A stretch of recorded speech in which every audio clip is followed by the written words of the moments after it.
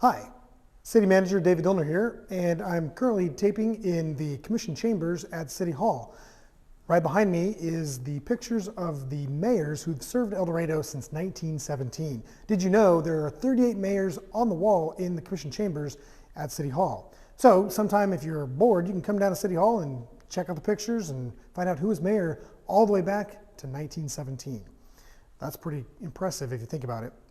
So on Monday, the Commission met in the Commission chambers, where I'm standing right now, and they took some action on a few things. Two ordinances were passed that may affect you if you utilize our city parks.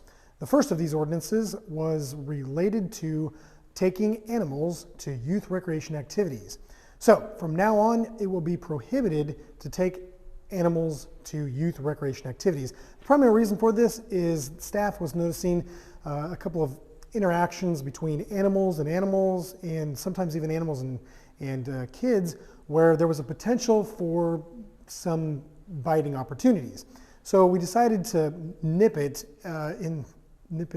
we decided to take care of that situation and pass an ordinance that prohibits animals at these facilities. Now, obviously, this won't impact any service dogs or service animals, rather, that may be needed to assist citizens that are attending youth recreation activities. But if it's not a service dog, then it is not going to be able to come to youth recreation activities anymore.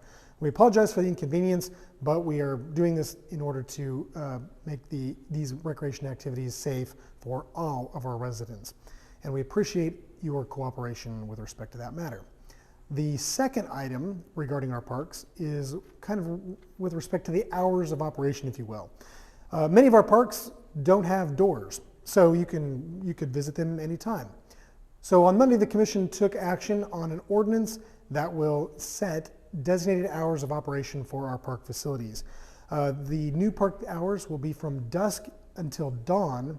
I believe the prior ordinance was based on a time, and obviously as time changes throughout the year, sometimes those hours were in the dark. So this new ordinance now fluctuates with the change of the light outside, and so now from dusk to dawn, you will not be able to be in our city parks unless you are utilizing an appropriately lighted facility for its intended purpose. A great example would be in North Main Park. We have the tennis courts, and as it gets darker in the fall, provided the lights are on and you're using them for tennis and or pickleball, you are more than welcome to utilize those facilities. But if you're utilizing park facilities, even if they are lighted for non-intended purposes, or you're using park facilities that are not lighted, then you would be asked to leave. And if you don't do that, the El Dorado Police Department may be asked to talk to you and ask you to move, I guess. So those two ordinances are in place and will be pertinent to folks that are going to be using our El Dorado parks. The next item that the Commission, one of the other items the Commission approved on Monday was the sale bid for general obligation bonds that the city issued to finance a couple of different things. And I'm going to talk about that now. So the city issued $7.13 million of its general obligation bonds. Those bonds were bid by numerous banks. I believe we had about 7 different banks bid on those bonds. And on Monday, the City Commission accepted the winning bid. And this is very interesting to me. The winning bank, Baird, put in a bid for 1.45%, meaning the city will pay 1.45% interest on those bonds over a 20-year period. Now, the actual structure of the bonds is kind of unique and complicated, as the city will actually be paying a slightly higher interest rate in the beginning years, and then it'll fluctuate out to the out years, and there's some additional complexities involved. But the average interest rate for each year is 1.45%. And if you think about it, that's a really good interest rate for the taxpayers of the city of El Dorado. We were fortunate enough to get a bond rating from the Standard & Poor's organization who rates bonds, and they gave us a AA- stable rating. What this means is we have a really good bond rating based on our financial condition.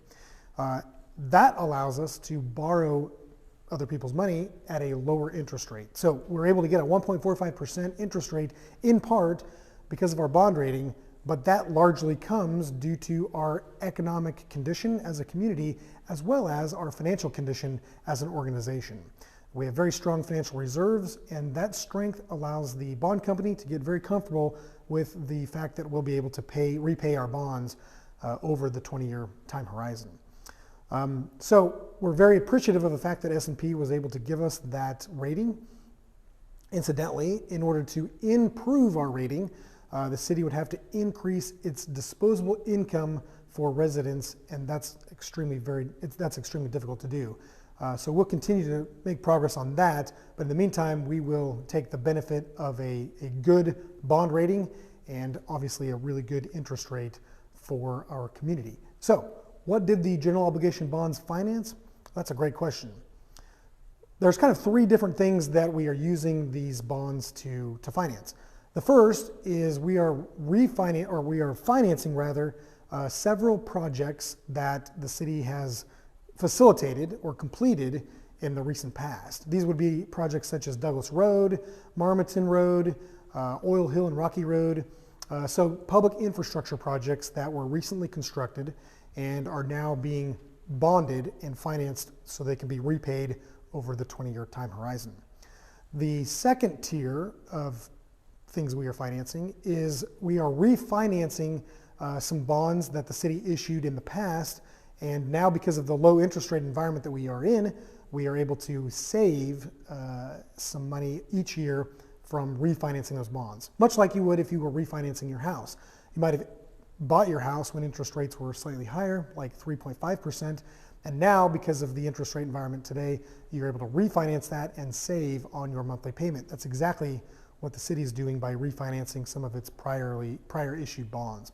So the taxpayer won't see a lot of change, but what that allows us to do is stretch our mill levy a little bit further in financing some of our existing projects that we included in this bond issue. It allows us to also do the third tranche of projects.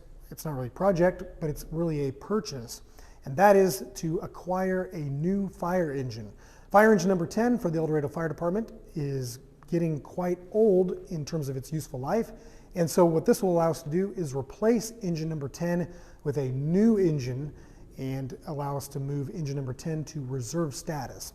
That will allow us then to shuffle our Quint engine out of production and allow us to designate that as a surplus engine so that we can dispose of it by sale.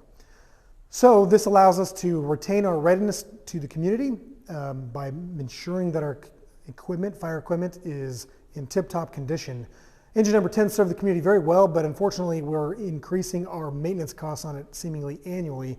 And when that happens, you want to obviously replace that piece of equipment so that you have something that you don't have to spend as much money on maintenance, and you know for a fact that it's ready to go when it's needed on the front line. So those bonds have been sold, and the bank, the primary buyer of those bonds rather, will presumably sell them to a variety of different institutions, which will give El Dorado citizens an opportunity at some point to buy those bonds. We've had a number of people call City Hall and inquire as to how they might be able to purchase some of those bonds.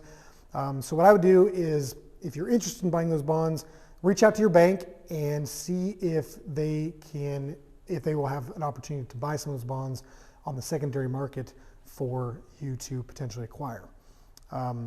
It's really great to be able to have local citizens own some of our bonds. It's kind of an ownership, if you will, in terms of our overall community, and that's really great. So if you are interested in getting a hold of some of those bonds, just contact your bank and let them know, and they might be able to figure out a way to hook you up. So we have a lot of people that are interested in serving their community, and they're kind of wondering how they can do that. If you are interested in serving your community, what I would ask you to do is consider serving on an advisory board or committee. There's a lot of different opportunities depending on what your interests are. I'm sure we have something that will inspire you and motivate you and definitely fill your interests. Go to the city's website at eldoks.com and search advisory boards, and there's a whole list of advisory boards that are looking for volunteers to serve in those capacities. What these boards do is they look at different things depending on what the board is charged with looking at, and they'll make recommendations directly to the City Commission, who will then review that and make a decision. So it's a great way to get involved and provide input directly to the governing process. So again, I'd encourage you to look at that opportunity if you are so inclined. Well, this upcoming week is Thanksgiving. I know it's really hard to believe that Thanksgiving is already here, but what that means is we've got a couple of scheduling changes that we need to make people aware of. First, Thursday, being as Thanksgiving, City Hall and operations will be closed, so our employees can experience or share Thanksgiving with their families and friends. So what that means is you won't be able to come into City Hall or do any interactions with city services. Most of you probably won't need to do that, but you will probably be wondering about trash. If you have Thursday trash service, your trash service will be moved to Wednesday, and then Friday service will be as normal. And then we'll obviously reset it and start back over the following week. So again, on Thanksgiving week, if you have Thursday trash, that will move to Wednesday. Friday trash service will be normal. Another thing I need to make you all aware of coming up on December 2nd, city lobby for utility billing will be closed to the public. So if you could pay your water bill on December 1st, that would be greatly appreciated. The utilities department is going to do a retreat to kind of help them set goals and expectations so they can provide better customer service to the public. So again, December 2nd, the utility billing department will be closed to the public. Well, on behalf of the City of El Dorado, I want to extend my happy Thanksgiving to you all. Wish you all a really great Thanksgiving. It's actually my favorite holiday, but I hope you have a great opportunity to spend some time with family and friends and just share your thanks for all the great things that maybe has been a blessing to you and your family. So have a great Thanksgiving holiday, and we will see you the week after Thanksgiving to get you caught back up on things that are going on in El Dorado. Thanks a lot. Have a great week.